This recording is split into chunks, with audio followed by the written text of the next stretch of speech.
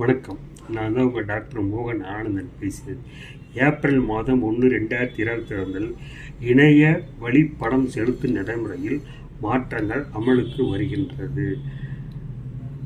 நண்பர்களே, ஏப்ரல் 1ஆம் தேதி அமலுக்கு வரும் முதல் விதி, ஃபர்ஸ்ட் ரூல் என்னன்னு கேட்டிங்கன்னா, டைனமிக் இரு காரணி அங்கீகாரம், டைனமிக் 2 ஃபேக்டர் என்பதாகும்.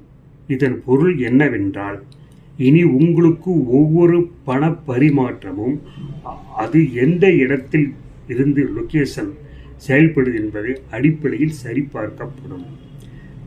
இரண்டாவது விதி, செகண்ட் ரூல் என்னன்னு கேட்டீங்கன்னா, வங்கி செயலில் பேங்க் அப்ளிகேஷன் இருக்கும்போது உங்கள் ஸ்கிரீன்ஷாட் எடுக்கவோ அல்லது திரையை பதிவு செய்யவோ ஸ்கிரீன் ரெக்கார்டிங் முடியாது. இது முழுமையாக தடை செய்யப்படும்.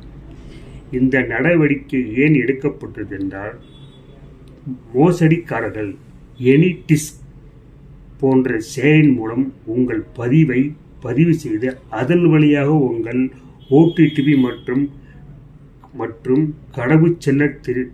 கடவுச்செயலை தெரிந்து கொண்டு உங்கள் மொபைலை இயக்கி அதில் பணத்தை அபகரித்து விடுகிறார்கள்.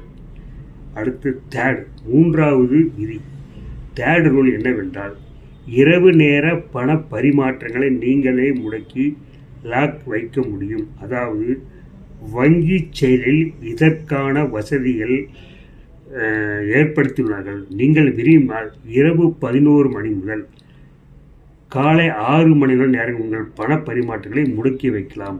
இந்த நேரத்தில் உங்கள் வங்கி கணக்கில் யாராலும் ₹1 கூட எடுக்க முடியாது. ஃபோர்த் ரூல், நான்காவது இது என்னவென்றால், நீங்கள் ஏதேனும் மோசடியான செயலில் அல்லது மால்வேரை உங்கள் மொபைலில் பதிவிற்கும் செய்த உடனே அது குறித்த எச்சரிக்கை உங்களுக்கு அனுப்பப்படும். அஞ்சாவது விதி என்னவென்றால், ஓடிடி பெறும் முறையில் ஒரு பெரிய மாற்றம் ஏற்பட்டிருக்கிறது. அதாவது SMS குறுஞ்செய்தி வாயிலாக ஓடிடிபி பெறுவது தடை செய்யப்படும்.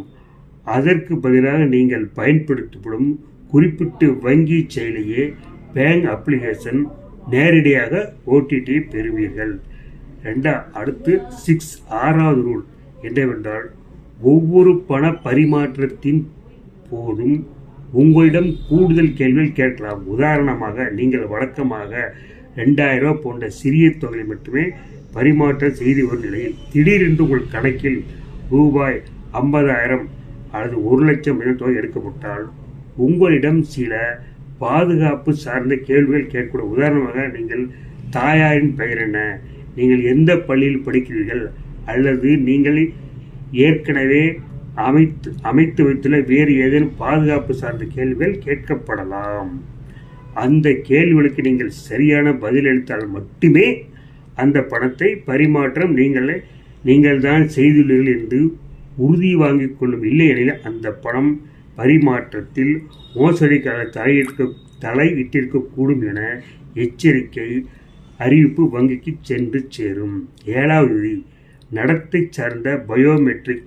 இதன் பொருள் என்னவென்றால், நீங்கள் தட்டச்சு செய்யும் வேகம் மற்றும் உங்கள் திரையை நீங்கள் கையாளும் முறை ஆகியவற்றை கொண்டு அந்த செயலில் முன் இருப்பது நீங்கள்தானா என்பதை உணர்ந்து செயல் உறுதிப்படுத்தப்படும். 8வது விதி என்னவென்றால், ஆதார் மற்றும் பயோமெட்ரிக்.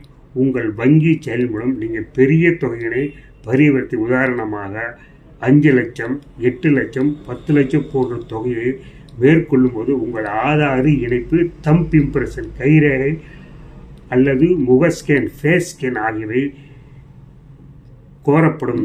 இவை இல்லாமல் உங்களால் எந்த கட்டணப் பொருளையும் பரிவர்த்தனை மேற்கொள்ள இயலாத. நண்பர்களே, இந்த தகவலை முடிந்தவரை பலருக்கு பகிர்ந்து கொள்ளுங்கள்.